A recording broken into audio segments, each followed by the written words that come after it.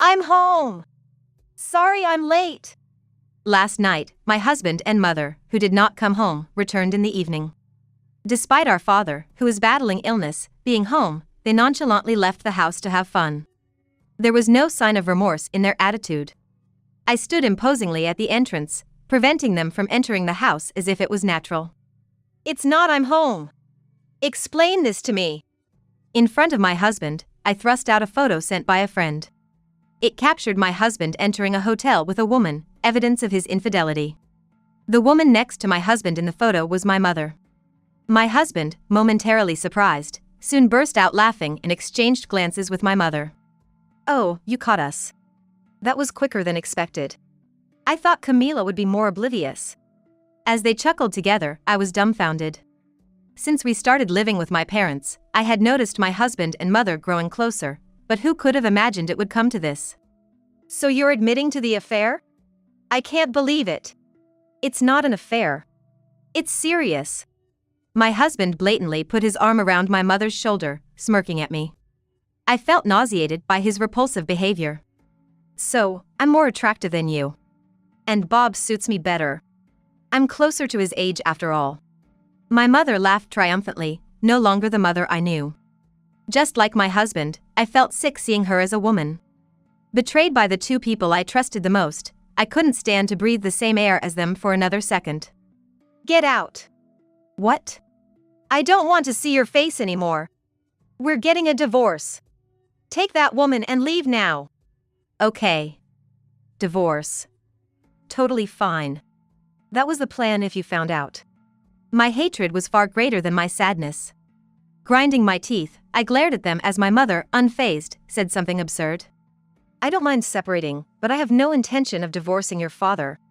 You and Bob can discuss the divorce. What? You can't just decide that. You and Dad are obviously getting divorced too. What are you talking about?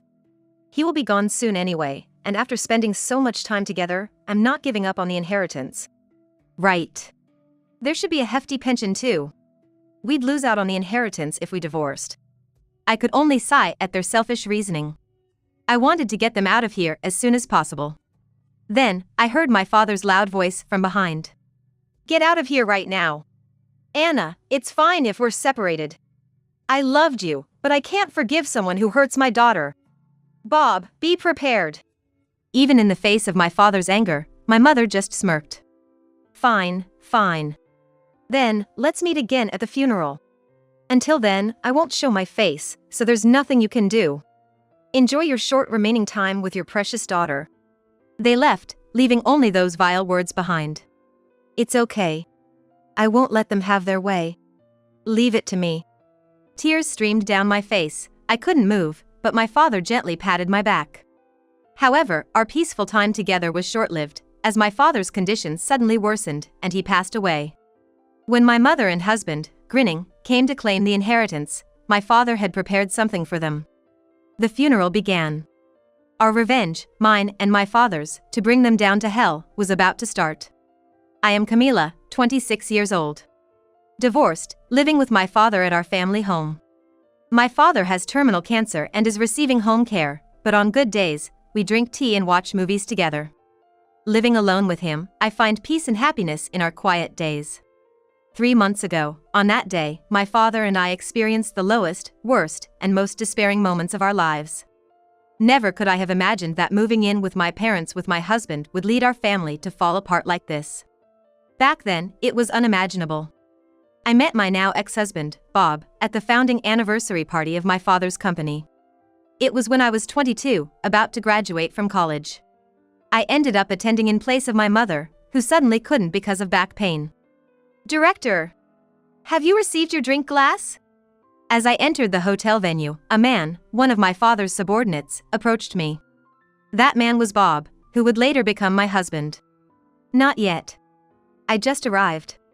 Camila, this is Bob, the best one of our sales department. Bob came over with 2 glasses of wine, laughing, please. Nice to meet you. Director has always been very kind to me. I'm Camila, his daughter. He's always talking about how much he relies on you. When I first met him, Bob struck me as a fresh-faced, good-looking young man in a dark blue business suit. After the president's speech and a toast, it was free time. I followed my dad to greet everyone, then sat down at an empty table to have some snacks. My dad was having a good time with his close colleagues. Enjoying yourself? Can I get you some dessert? No, thanks. I'll get it myself. Bob came over to keep me company, noticing I was sitting alone. How old are you? You look very young. You must mean you're pretty skilled. I'm actually about to turn 33. Been with the company for 10 years. Bob laughed shyly, scratching his head. True, he had a mature air, but there was an innocence and freshness that made him seem in his 20s. Really? You don't look 11 years older than me. 11 years? So you're a student? Yes. About to graduate and become a preschool teacher. It's been my dream job, but now that it's happening, I'm super nervous.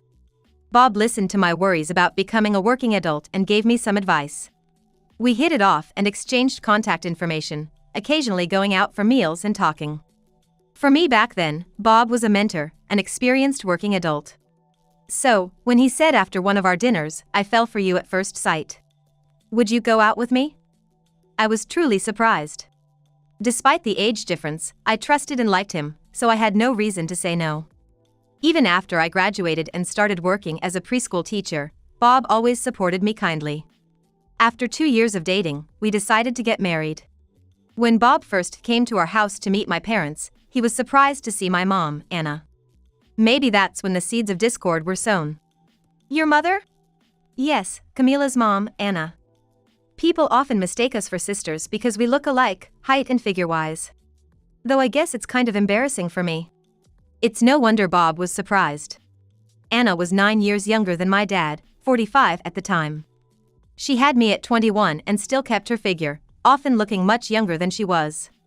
People said we looked alike, but Anna was classically beautiful, while I took after my dad with a slightly raccoon-like face. No, you're really beautiful. Bob was speechless, gazing at Anna, until my dad came to his rescue. Come on, he's getting flustered. Let's prepare some coffee. The greeting went smoothly, and Bob quickly got along with my parents. But I would later learn that Bob's reaction wasn't just embarrassment. Our wedding was grand, with many of Dad's colleagues attending because Bob was one of them. Bob's parents came from afar, making it a truly happy ceremony. After the wedding, Bob remained kind and always cared for my parents, who lived nearby. How about we take your parents on a spa trip? Your mom's back is weak, right? Thanks. You don't have to be so considerate just because Dad was your boss. What are you saying? I love you, so I want to take care of your parents too. Actually, I really love them both. Even when I wasn't there, the three of them would chat for ages, really getting along well. That's why I believed our happy married life would continue forever. About a year after our marriage, I got a call from my mom. It was such a shocking revelation that I decided to discuss it with my husband that very day. Hey, I need to talk to you about something. I got a call from my mom today. Something wrong? Yeah. It's about Dad. It turns out the illness we thought he had beaten has come back. He's been having regular checkups, but... I was so shaken while explaining this to my husband that my voice trembled. Does that mean? Yeah. It seems to have progressed quite a bit, and he might need care going forward. He's planning to retire early from his job to focus on his treatment. My husband remembered my father taking time off from work a few years ago for cancer surgery. The treatment now wasn't about surgery, it was more about palliative care through regular hospital visits. I won't start right away, but when Dad's strength starts to wane, would it be okay if I stopped by their place after work before coming home? Mom's always had a bad back, so I want to lighten her load. Why don't we just move in with your parents? I'd like to do as much as I can for them while they're still healthy. I was surprised by my husband's suggestion of moving in. I hadn't thought that far, but I was also a bit apprehensive. Living together is different from just getting along. Are you sure? Absolutely. I owe your dad a lot from my time at work. But more than that, I genuinely love your parents and want to be of help. I realized then how much my husband thought of my father as his own parent. I was truly glad I married him. When we told my parents about it, they were as delighted as I was. It was decided that we would start living together after Dad retired. Mom and I shared household chores, and I took over preparing breakfast and dinner. Mom wasn't really into cooking, and since middle school, we had taken turns preparing dinner. Right after Dad retired, the four of us went on a trip to celebrate his retirement and are moving in together. Dad was so lively, it was hard to believe he was sick. I wish those days could last longer. But 6 months in, Dad's health declined, and he started spending more time in bed. Camila, do you think you could quit your job? Taking care of Dad is harder on the back than I thought. I'd prefer if you could handle his care. I understand. I've already discussed this possibility with my boss. It was sad to leave a job I loved, but spending time with my dad was more important now. I quit my job the following month. Mom handled most of the housework except cooking, and I took over Dad's care. Once I started caring for Dad, I noticed a change in Mom's behavior. I'm stepping out for a bit. I'll be back by evening. Mom started leaving the house frequently once she finished her morning chores. Hey, what do you need to go out for so often? Aren't you worried about Dad? I'm doing all the housework, aren't I? Besides, taking care of Dad is your job now. There's no point in me staying home. Was that really the issue? Mom knew, just like I did, that Dad didn't have much time left. Since I started staying home, Mom seemed more lively. Sorry, Camila. Making you quit your job and all. You just became a preschool teacher, your dream job. Maybe relying on your mom for care was too much to ask. It's okay. I'm doing this because I want to be with Dad. And Mom's always been a bit self-centered. We shared a knowing smile. For Dad, Mom, 9 years his junior and beautiful, had always been his princess since he first met her at 19. Maybe Mom stayed beautiful because Dad loved her and let her have her freedom. But there was something else that bothered me. Bob and Mom seemed to be getting uncomfortably close. Bob, welcome home. Let's have a toast to unwind. In the evenings, Mom, who loved a drink, started inviting Bob for a drink when he got home. I joined them for a bit, but I couldn't stay long because of Dad's care. Even when I was helping Dad in the bathroom, I could hear Mom laughing and having a great time. Having you guys here really seems to make your mom happy. Dad smiled, but he looked a bit sad. I was glad Bob was getting along with my mom, but watching them grow closer day by day left me feeling conflicted. Today, I'm going shopping with Bob from lunchtime. Yesterday, I mentioned how difficult it was to carry all the groceries back, and Bob offered to drive us. I'm gonna do a bit of filial piety for Anna, who takes care of the house every day. I'll pick up some drinks for our evening drinks too. They both left looking happy, and I felt somewhat left behind. Isn't taking care of Dad harder than doing housework? I grumbled to myself. Though I knew it was mean-spirited to think that way. But starting that day, my mom and husband began going out together more frequently. I'm sure Dad wasn't feeling great about it either. They started having their evening drinks outside, and I was completely excluded. Are they out together again? Looks like it. They probably won't be back until the wee hours of the morning. I never suspected anything between them, but I was getting increasingly frustrated with my mom's selfishness and my husband's willingness to indulge her. It's good they get along, but their lack of consideration for me and Dad was upsetting. Even if taking care of Dad is my responsibility, it doesn't give them the right to do whatever they please. As I waited for them to return, filled with frustration, my husband called. Sorry. Got carried away drinking and missed the last train. Your mom is completely drunk, so we're gonna stay at a nearby business hotel tonight. I was stunned. Why can't you just take a taxi home? Well, actually, we're already at the hotel. Your mom's already asleep. I'll make sure to come home in the morning. Sorry. With that, he hung up. Staying overnight together was just unbelievable. My frustration turned into outright anger. I went to my room, grabbed a pillow, and slammed it onto the bed. Then, making sure Dad couldn't hear, I buried my face in the pillow and yelled, "Idiots." The next day, they hadn't returned by lunchtime. No response to my texts. Good morning. What time did Mom and the others get back? They didn't. Mom got so drunk last night they decided to stay over. I couldn't look at my dad as I said this. Are you okay with all this? Yeah. I'm pretty disappointed in Mom this time. And Bob too. I couldn't forgive them for gallivanting around while Dad, who was battling illness, was at home. I was determined to unleash all my pent-up anger on them when they returned. But then, in the afternoon, an unbelievable call came in. Hello, Camila? You got a minute? Emily? You're back. Sure, what's up? It was Emily, my childhood friend and best friend who lived nearby. She moved out of state for a job after college, but we're still very close. Hey. I saw your aunt at the station last night. Emily hesitated after blurting that out. What happened?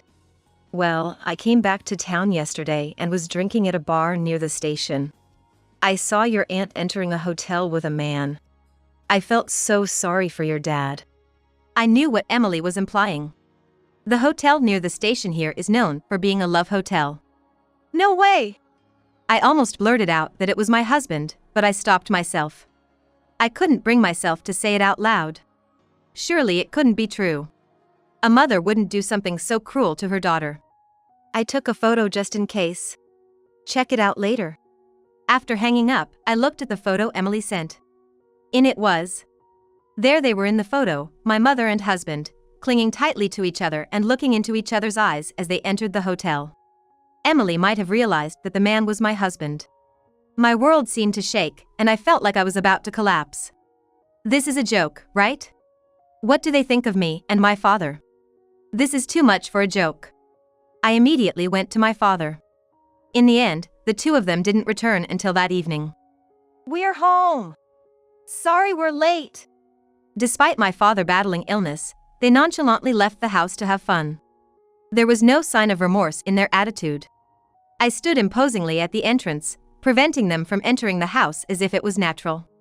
This isn't a we're home moment. Explain this to me. I thrust the photo my friend had sent me in front of my husband. He looked surprised for a moment, but then burst out laughing and exchanged glances with my mother. Oh, we've been caught.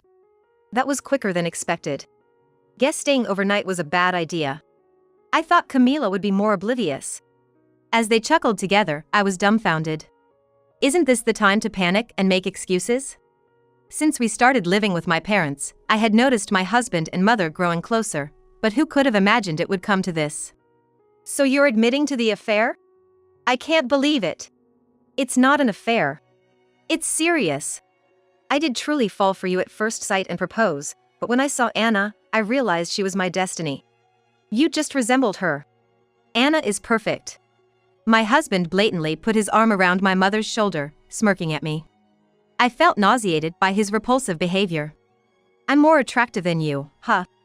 He used to be sweet to me, but once he started clinging to me, he became nothing but a burden. My mother referred to my father as he, and I was shocked. Was my father just a thing of the past to her now? Just like my husband, I felt sick seeing her as a woman. And Bob suits me better.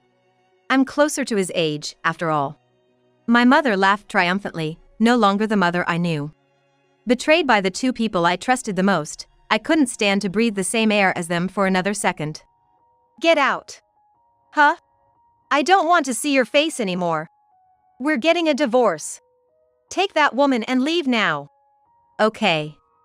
Divorce. Totally fine. That was the plan if you found out. My hatred was far greater than my sadness. Next time, let's have a divorce discussion with Dad involved. Until then, don't come back. Grinding my teeth, I glared at them as my mother, unfazed, said something absurd. I don't mind separating, but I have no intention of divorcing your father. You and Bob can discuss the divorce. What? You can't just decide that. You and Dad are obviously getting divorced too. What are you talking about? The Reaper will be here soon anyway, and after spending so much time together, I'm not about to give up on the inheritance. Right. There should be a hefty pension too. Anna has a right to claim it. We'd lose out on the inheritance if we divorced. I could only sigh at their selfish reasoning. Had they always been like this? It was as if their masks had fallen off, revealing their ugly sides. I wanted them to leave as soon as possible. Then, I heard my father's loud voice from behind. Get out of here right now. Anna, it's fine if we're separated. I loved you, but I can't forgive someone who hurts my daughter. Bob, be prepared. Fine. Then, let's meet again at the funeral. Until then, I won't show my face, so there's nothing you can do. Enjoy your short remaining time with your precious daughter." They left, leaving only those vile words behind. Tears of frustration overflowed as I stood motionless, and my father gently patted my back. "It's okay. I won't let them get away with this. Leave it to me." There was an unexpected strength in him, not what you would expect from someone who needed care. It was the reliable father I knew from my childhood. Once again, the three of us, excluding my father, had a discussion, and I got a divorce from my husband. We decided to hire movers for their belongings. My husband immediately transferred a lump sum for the alimony. The life that started with just me and my father was peaceful and calm. Originally, neither my mother nor my husband did much, so there wasn't much trouble. We settled into a rhythm of life together, and just when I was beginning to forget about my husband and mother, my father's condition suddenly worsened. It was a weekend, and I couldn't reach his primary doctor, so I had to take him to the hospital in an ambulance. He never regained consciousness and passed away a week later. I was left alone, drowning in grief, having lost my only family member. On the evening of the wake, my ex-husband and mother, as if it was the most natural thing, came.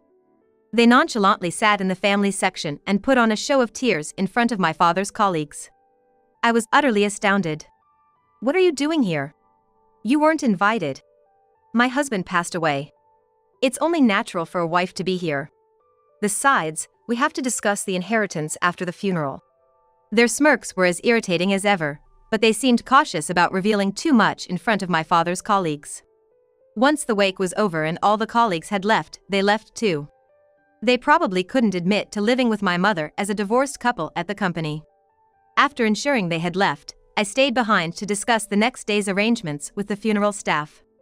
They can smirk all they want for now, because the revenge of my father and me was about to begin. At the funeral, many people came to say their final goodbyes to my father. Their kind words to me made it clear how beloved my father was. Just like the day before, my mother and ex-husband, acting like family, received condolences from my father's colleagues, making me want to throw salt over my shoulder. But I had to be patient for now.